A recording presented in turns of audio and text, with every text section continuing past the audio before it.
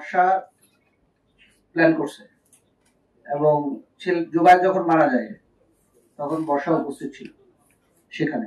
মানে শেষ কথা আমরা যেটা পাইছি তদন্তে, বর্ষাকে জুবায়ের বলছে যে আমাকে বাঁচাও।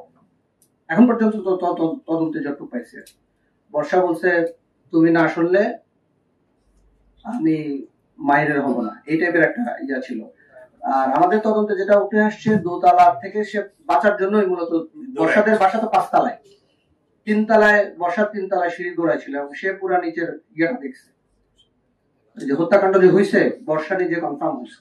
কনফার্ম হওয়ার পরে জুবায়ের দোতলায় বেল ছিল, কলিং বেল বাজানে দরজায় ধাক্কা দিছে। দরজাতে ধাক্কা যখন দিচ্ছে তার রক্ত দরজা দিয়ে গড়ায় এখানে নিচে পড়ছে।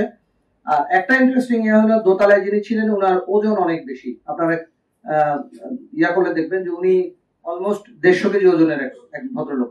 উনি উঠে যখন দরজা খুলছেন, মানে অনেকক্ষণ সময় লাগছে, আমাদের তদন্তে এটা আসছে, উনি উঠে যখন দরজা খুলছেন ততক্ষণে মাহির 3 তলায় পৌঁছে গেছে।